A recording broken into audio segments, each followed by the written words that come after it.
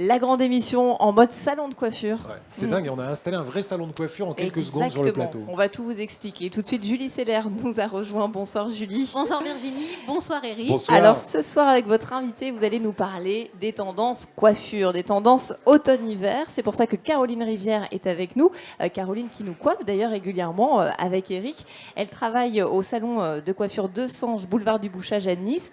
Et elle a un petit peu déporté, c'est vrai, une partie de son salon sur le plateau de la grande émission. Voilà, donc ce soir, on va parler de coupe ciselée, de volume plein, de franges courtes et effilées. Alors moi, j'ai pu remarquer, parce que vous savez que je suis à la pointe de la tendance, voilà, on est d'accord. Donc j'ai remarqué un grand retour des années 60. Alors Caroline, je pense, pourra le confirmer, un style assez moderne, géométrique, des coupes très courtes à la John Seberg. N'est-ce pas Caroline ? Tout à fait, avec un travail très précis, des coupes très ciselées, très modernes, avec une frange un peu défaite qui est très très facile à recoiffer à la main, tout simplement à la maison. Voilà, donc ça c'est pour ce qui est des coupes courtes. Mais alors après la tendance phare de cet hiver, voilà, tout à fait Virginie. Mais Virginie, vous êtes à la pointe.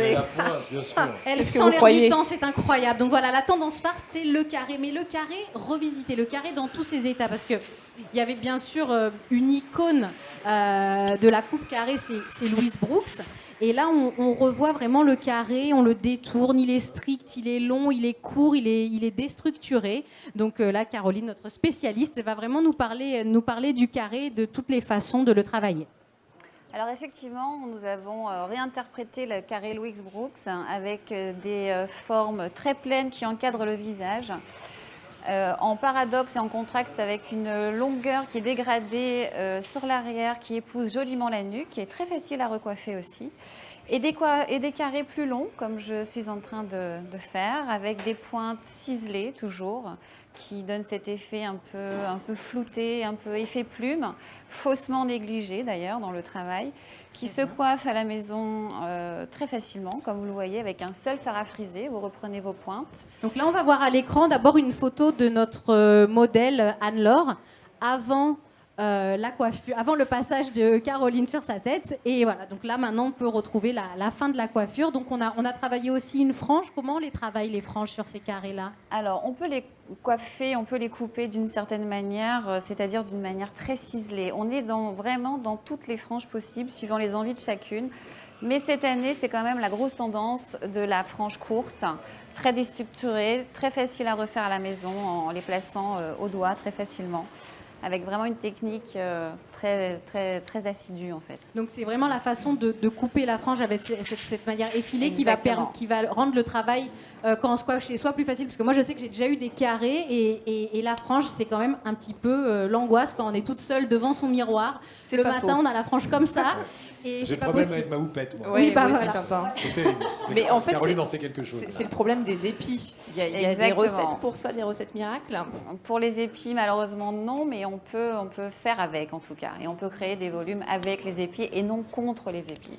Alors Anne-Laure, qu'on voit, le modèle qu'on voit que vous êtes en train de coiffer, vous avez aussi joué sur la couleur. Oui, tout à fait. Pour ce genre de coiffure, nous sommes dans des couleurs que nous appelons blond quartz, avec des fonds et des bases très chaudes, dans des tons assez chauds, et des pointes accentuées par un balayage que nous appelons chez nous balayage californien, qui illumine parfaitement le visage. Et est-ce que vous pouvez nous dire quelques mots sur la très belle coiffure que vous avez fait à Virginie ce matin? Alors la coiffure que nous avons fait sur Virginie, ce sont des brushings en fait très très lissés, très enveloppants, repris sur la longueur et pointe au babyliss pour donner voilà, ces jolies ondulations. Mais Virginie a un très très beau cheveu aussi. Hein. Merci Caroline. Facile à coiffer. Et moi, Caroline, et comment mon cheveu? Vous, Eric, on repasse. Non, mais on est d'accord, c'est la coupe Tintin, Eric, quand même. Différent, on va dire. Oui, c'est vrai. Différent. Tintin. Mais on va y arriver, on va y arriver. Je demandais juste à Marie-Laure ses impressions. Est-ce que vous ne souffrez pas Anne-Laure, trop Anne-Laure. Anne-Laure, comment ça va? Ça brûle pas trop le fer là, non? Ça va très bien. Bon, ça va. Caroline est douce, elle est parfaite, Caroline. parfaite. Voilà. Non, mais je voulais vous le faire dire, c'est important pour le reste de sa carrière. Caroline est parfaite. C'est vrai. Merci en tout cas à toutes les deux. Merci Julie, merci Caroline. Merci Caroline, à vous. on le rappelle, on peut la trouver au salon de Sanges sur le boulevard du Bouchage à Nice. Et elle nous coiffe très régulièrement avec Eric. Mesdames, je vous propose de rester avec nous. Oui. C'est l'heure de la dégustation. On va retrouver tout de suite en cuisine notre chef Thomas Hubert. On va pas se graisser les cheveux parce que normalement, il n'y a pas trop de gras dans ce qu'il nous a fait. Hein. Non mais il y a du sucre.